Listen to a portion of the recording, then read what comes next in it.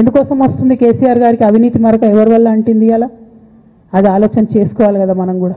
కొంతమంది కేసీఆర్ గారి పక్కన ఉన్నటువంటి వాళ్ళు కేసీఆర్ గారి పేరు చెప్పుకొని అనేక రకాలుగా లబ్ధి పొంది వారు చేసినటువంటి అనేక చెత్త పనుల వల్ల ఇవాళ కేసీఆర్ గారి పేరు బద్నామయ్యే పరిస్థితి వచ్చింది. అయినా మళ్ళీ వాళ్ళనే మోస్తాం, అయినా మళ్ళీ వాళ్ళనే ముందుకు తీసుకెళ్తామని అనుకుంటే పార్టీ ఎట్లా ముందటికి పోతుంది? ఒక బిడ్డగా నిజంగా నేను బాధపడతా ఉన్నాను. ఇవాళ 5 సంవత్సరాలు ఇరిగేషన్ మంత్రిగా చేసినటువంటి హరీష్ రావు గారిది మేజర్ పాత్ర లేదా దీంట్లో? అందుకే కదా కేసీఆర్ గారు వారిని సెకండ్ టర్మ్లో తప్పించిండ్రు. ఈ మొత్తం కాళేశ్వరం ఎపిసోడ్లో కేసీఆర్ గారికి మరక అంటిందంటే 2-3 వ్యక్తులు కారణం. మాజీ రాజ్యసభ సభ్యుడు ఒకలైతే, హరీష్ రావు గారు ఒకలైతే, మేఘా కృష్ణారెడ్డి గారు ఇంకోటి, మేఘానో బోగానో ఏదో. తెలంగాణ మాజీ మంత్రివర్యులు తన్నీరు హరీష్ రావు మీద నిన్న తెలంగాణ జాగృతి అధ్యక్షురాలు కవిత గారు చేసినటువంటి వ్యాఖ్యలను తీవ్రంగా ఖండిస్తున్నాం. ఎందుకంటే కేసీఆర్ గారి నాయకత్వంలోనే హరీష్ రావు గారు తెలంగాణ భారీ నీటిపారుదల శాఖ మంత్రులుగా ఉండి కాళేశ్వరం ప్రాజెక్టును కేసీఆర్ చెప్పిన విధంగా ఆయన కృషి చేస్తూ నిర్మాణంలో కేసీఆర్ పాత్ర ఎంత ఉంటే దాన్ని అనుసరించడంలో హరీష్ రావు గారి పాత్ర కూడా ముఖ్యంగా ఉంది. కాళేశ్వరం ప్రాజెక్టు వల్ల తెలంగాణ రాష్ట్ర వ్యాప్తంగా లక్షల ఎకరాలకు సాగునీరు అందించడమే కాకుండా హైదరాబాద్ వరకు కూడా తాగునీరుగా ఉపయోగించడం జరుగుతుంది. కేవలం మేడిగడ్డ వద్ద ఒక 8 బ్లాక్లో జరిగినటువంటి 2 పిల్లర్ల డ్యామేజ్ను కాంగ్రెస్ ప్రభుత్వం ప్రజాపాలన పేరుతో కేసీఆర్ పేరును తెలంగాణలో రూపుమాపడానికి బదనాం చేయడానికి కాళేశ్వరం ప్రాజెక్టు మీద ఘోష్ కమిటీ నివేదికను తయారు చేయించడం జరిగింది. అంతేకాకుండా ఇప్పుడు సిబిఐకి అప్పగిస్తారు అనే తరుణంలో కవిత గారు హరీష్ రావును విమర్శిస్తే పరోక్షంగా కేసీఆర్ గారిని విమర్శించినట్లే అవుతుంది. ఎందుకంటే కాళేశ్వరంలో అవినీతి జరగలేదు. కేసీఆర్ కొన్ని వందల గంటలు ఒక 10 సంవత్సరాలుగా దాని మీద తీవ్రమైనటువంటి అధ్యయనం చేసి రూపకర్త కర్మ క్రియ అన్ని తానేనని కేసీఆర్ గారే స్వయంగా చెప్పడం జరిగింది. అసలు అవినీతి అనేది కాళేశ్వరం ప్రాజెక్టులో లేదు. 1530 కిలోమీటర్ల యొక్క సుదీర్ఘమైనటువంటి కెనాలు, 530 మీటర్ల ఎత్తుకు లిఫ్ట్ చేయించినటువంటి ప్రాజెక్టులో అవినీతి జరగలేదని కేసీఆర్ గారు చెప్తుంటే కవిత గారు కేసీఆర్ గారిని ఉద్దేశించి మాట్లాడకుండా పరోక్షంగా హరీష్ రావు గారిని కానీ రాజ్యసభ సభ్యులు సంతోష్ రావు గారిని కానీ విమర్శించడం ఇది తీవ్రంగా పరిగణించి పార్టీ క్రమశిక్షణ చర్యలు కూడా ఆమె మీద తక్షణం తీసుకోవాలని, లేకుంటే ఓడిపోయినటువంటి పరిస్థితుల్లో ఉన్నటువంటి బీఆర్ఎస్ మీద కార్యకర్తలకు, ఉద్యమకారులకు, ప్రజలకు కూడా నమ్మకం సన్నగిల్లే పరిస్థితి ఏర్పడుతుంది. ఎందుకంటే అధికారంలో ఉన్నప్పుడు అందరూ పార్టీని నమ్ముకుంటారు, కానీ ప్రతిపక్షంలో ఉన్నప్పుడు ఇలాంటి గందరగోళ పరిస్థితిని ఏర్పాటు చేస్తే ఉన్నటువంటి లీడర్లు ఇప్పుడే పక్క పార్టీల వైపు చూస్తున్నారు.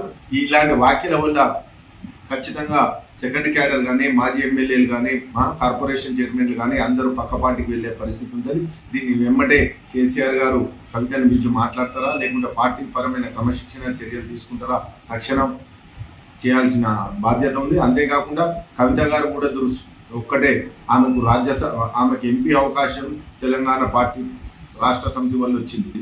కేసీఆర్ గారి బిడ్డగా అందరం గౌరవిస్తాం, కానీ పార్టీకి నష్టం చేసేటువంటి చర్యలు చేయొద్దు. నీ సలహాలు సూచనలు ఏముంటే పార్టీ అంతర్గతమైనటువంటి సమావేశాల్లో చెప్పాలి. డైరెక్ట్ మీరే అవినీతి జరిగిందని ఒప్పుకుంటున్నారంటే మీ వెనుక అసలు రేవంత్ రెడ్డి కానీ కాంగ్రెస్ పార్టీ పెద్దలు కానీ ఉన్నట్టు పార్టీ గమనించాల్సి వస్తుంది. ఖచ్చితంగా ఈ వ్యాఖ్యలను వెనుకకి తీసుకొని పార్టీ పెద్ద అయినటువంటి కేసీఆర్కి క్షమాపణ చెప్పాలని, లేకుంటే ఆమె మీద పార్టీ క్రమశిక్షణ చర్యలు తీసుకోవాలని కోరుకుంటున్నాను. మొన్న అసెంబ్లీలో రాజకీయ కక్షతోటి కేసీఆర్ మీద, హరీష్ రావు మీద, బీఆర్ఎస్ పార్టీ మీద అపవాదాలు వేసి ఘోష్ కమిషన్ అనే పేరుతోటి ఒక తప్పుడు రిపోర్టును తెప్పించుకొని ఆ కమిషను పీసీ కమిషన్గా వాళ్ళు ఆ కమిషన్లో వెల్లవించుకుంటూ కొన్ని తప్పుడు ఆరోపణలు చేసినారు. సభలో చర్చ పెట్టినప్పుడు ఎదుటి వాళ్ళ నుంచి సమాధానం తీసుకోవాలి, సరైన సమాధానం. వాళ్ళు సమాధానం ఇచ్చిన తర్వాత వీళ్ళు తీసుకునే నిర్ణయం ఏదన్నా ఉంటే తీసుకోవాలి. కానీ హరీష్ రావు గారు సమాధానాలు చెప్తున్నప్పుడు సుమారుగా 38 నుంచి 40 సార్లు అడ్డుపడి మంత్రులు, ముఖ్యమంత్రి ఎవరికి దోచిన విధంగా వాళ్ళు ఎమ్మెల్యేలు అడ్డుపడి మొత్తం కాలాన్ని వృధాగా అయ్యే విధంగా చూసినారు. చివరికి ఏం చేసినారు, కాలం నీ సమయం అయిపోయింది, నువ్వు మాట్లాడలేదని మైక్ కట్ చేసినారు. అయినా కానీ ఇచ్చిన సమయంలో ఒక అభిమన్యులాగా పోరాటం చేసి, వీరోచిత పోరాటం చేసి, ఆ పోరాటాన్ని చూసిన ప్రతి ఒక్కడు కూడా అభిమన్యుడు అంటే గిట్లా ఉండే అప్పుడు అని అభిమన్యుని కల్పించే విధంగా తను చేసిన పోరాటాన్ని అభివర్ణించాడు. తను ఇచ్చిన సమాధానాలకు తిరిగి సమాధానాలు కూడా చెప్పలేని స్థితిలో కాంగ్రెస్ పార్టీ కానీ కాంగ్రెస్ నాయకులు కానీ ఏమి చేయలేని స్థితిలో చివరకు ఇలా ఇది సిబిఐ కమిషన్ వేసి, నేను ఒకటే అడుగుతా ఉన్నాను మీ ద్వారా, సిబిఐ కమిషను కర్ణాటకలో లేదే, వాళ్ళ మీద ఎందుకు లేదు? అదేవిధంగా గతంలో రాహుల్ గాంధీ, సోనియా గాంధీ, ప్రియాంక గాంధీ మీద సిబిఐ కమిషన్ వేసినప్పుడు ఏమన్నారు? ఇది కేంద్ర ప్రభుత్వం జేబీ సంస్థ, ఈ జేబీ సంస్థతోటి మమ్మల్ని ఇబ్బంది పెడుతున్నారు అని చెప్పారు.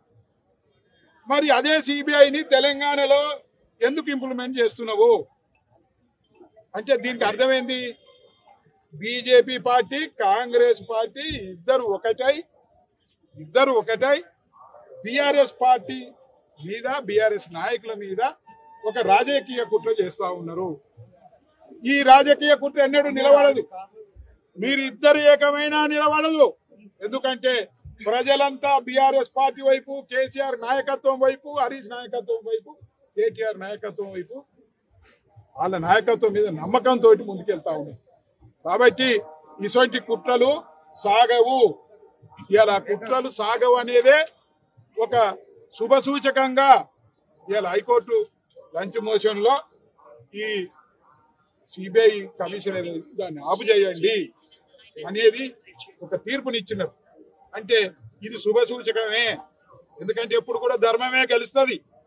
ఈ ధర్మ పోరాటంలో ఇది మొదటి గెలుపుగా మేము భావిస్తా ఉన్నాము. ఇది ప్రజల గెలుపు. ఇలా కేసీఆర్, హరీష్ రావు గెలుపు, ఇలా ప్రతి ఒక్కరి గెలుపుగా, తెలంగాణ ప్రజల గెలుపుగా మేము అనుకుంటా ఉన్నాము.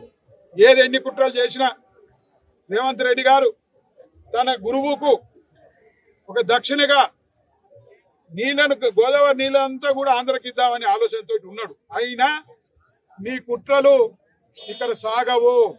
ఇలా తెలంగాణ ప్రజలమంతా ఏకమైతాం, అవసరమైతే పోరాటం చేస్తాం, బనక చెర్లకు నీళ్ళు ఎట్లిస్తావో చూస్తాం.